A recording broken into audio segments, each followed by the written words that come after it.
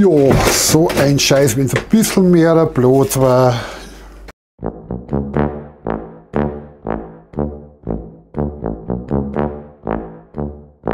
In der Küche. Servus, grüß euch und herzlich willkommen wieder zu einem neuen Video. Heute geht es weiter mit Teil 2, Küchenoptimierung. Ich stehe jetzt in der Küche drin, habe da schon das ganze Zeug schon mal runtergeräumt. Ich arbeite mich von hier bis rüber und der Geschirrspüler wäscht schon das ganze Zeug, den hört man jetzt im Hintergrund, also lasst euch nicht stören. Ich habe da ein warmes Wasser, weil ich keinen Bock habe, oder wir machen das zumindest nicht, wir stellen das Geschirr nicht wieder da drauf, jetzt wischen wir zuerst einmal den alten Dreck runter. Genau.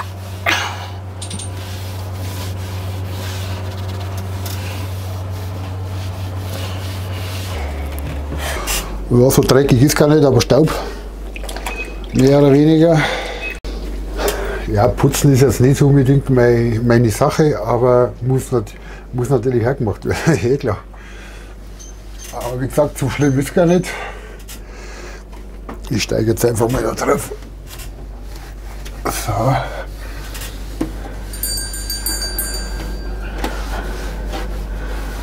So, das ist einmal Teil 1.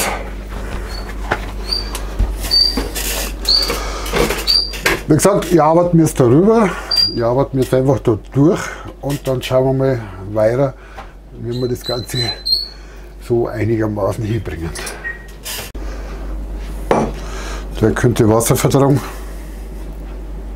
Der könnte Wasser vertragen. Ja, den können wir weg tun, dann haben wir gleich mal raus.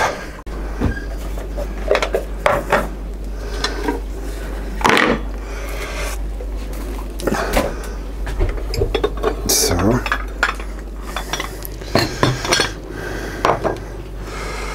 Der Krug ist auch kaputt, der hat einen Riss. Wir machen ja erst so Steinwasser, ja, und ich habe gerade gesehen, das Glas hat einen Riss. Das können wir eigentlich theoretisch wegschmeißen. Die Steine heben wir natürlich auf. Die tue ich jetzt irgendwo in eine andere Schüssel rein.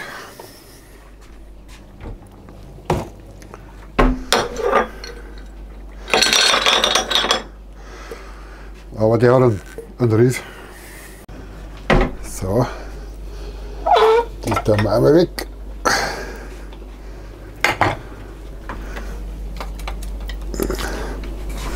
Ein super geiler Messerblock.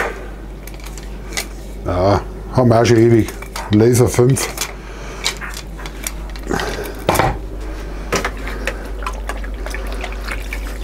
Dann wischen wir hier das Fensterbrett schon mal ab.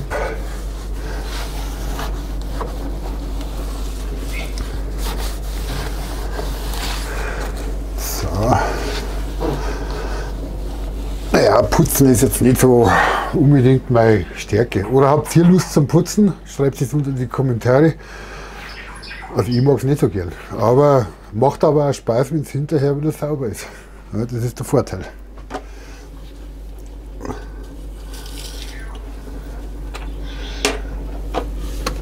So. Gut, das lassen wir ein bisschen trocknen. So Sachen können natürlich nicht im Geschirrspüler, das ist eh klar.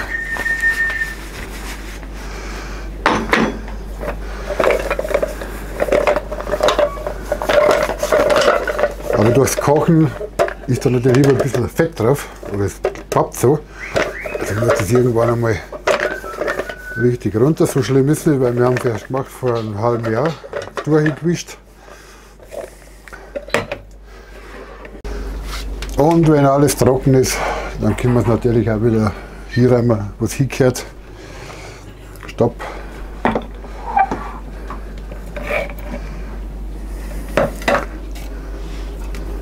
Ja, wie gesagt, wir haben eine Kleinküche und ja, das ist natürlich nicht so einfach, dass man alles ein bisschen irgendwo hinstellt. Das geht bei uns nicht. Wir müssen immer schauen, dass wir Platz sparen, das ein bisschen zusammenräumen.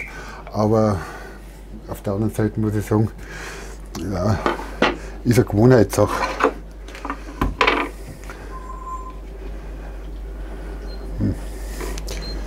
Jetzt weiß ich gar nicht mehr, was da drauf war, aber da war das drauf.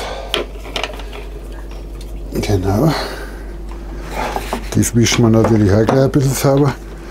Also so Streuer, die kann man, das kann man Geschirrspüler da in der Hand.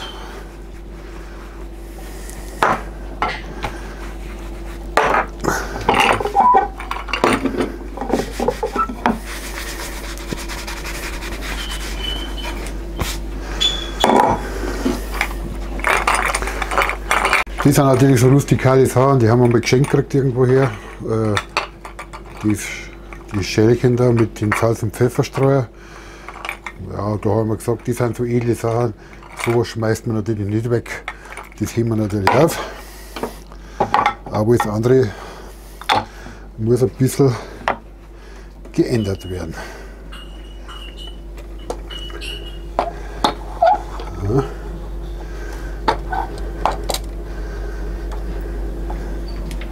Ja, aber ich bin der Meinung, es gehört anders da, wegen am Blut. Machen wir es halt so. Wunderbar.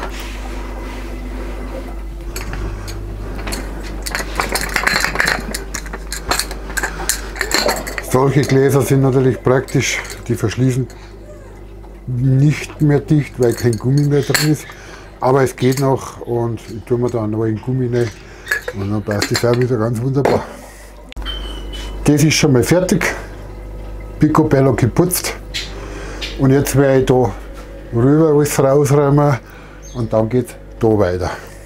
Und die Post ist da, trara. Ich habe das mega geile Set gekriegt. Gestern habe ich schon angefangen mit dem Abfüllen. Das sind wie gesagt die ganzen Aufkleber, was dabei sind. Das sind 2 Bögen. Da stehen die ganzen Gewürze so drauf. Ja, einige habe ich schon verbraucht, weil das sind nämlich genau diese Gläser, was ich mir so wünsche. Ja, hier habe ich Ingwerpulver drin, Zimtpulver und das sind die schönen Gläser mit den goldenen Deckel und sie sind eckig. Theoretisch könnte man es auch so lagern. Würde eigentlich, aber wir wollen es stehend.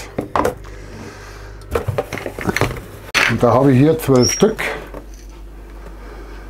und alles ist schon voll, 2 sind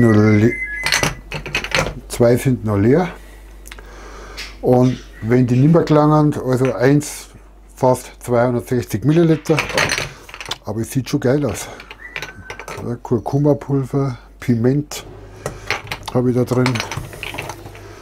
Koriandersamen habe ich drin, Kümmel, da habe ich getrocknete Petersilie drin. Und wenn jetzt alles sauber so in die Gläser, im Regal drin steht, dann ist das einfach ganz was anderes. So, ich glaube, ich mache jetzt Pause, weil der Geschirrspüler nervt, im Mikrofon.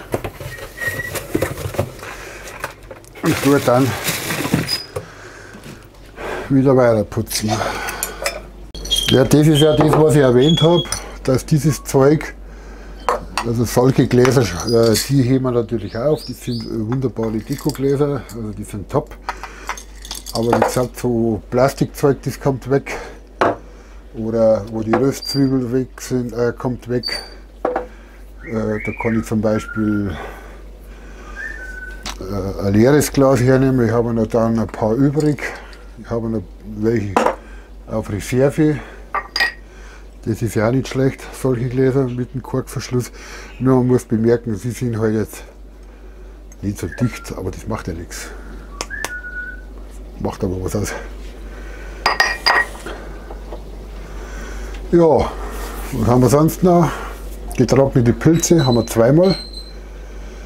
Da muss ich schauen, die sind ja nicht ziemlich die gleichen Sorten. Das ist auch noch so ein Streuer, der ist auch gut. Also wie gesagt, so Sachen schmeiße ich natürlich nicht weg. Ja. Hier habe ich Kokosblütenzucker drin. Hier habe ich Kokosblütenzucker drinnen. Der kommt natürlich weg, die Dosen, da kommt ein Glas. Ja, ich sage mal, es wird schon. Macht sie auch einmal im Jahr Generalreinigung oder macht sie regelmäßig in der Küche sauber? Wir machen es nie. Wir machen es ungefähr zweimal im Jahr. Ja. So, ich mache jetzt da weiter und der dritte Teil geht dann nächstes Mal wieder weiter. Also habe ich macht es gut bis zum dritten Teil.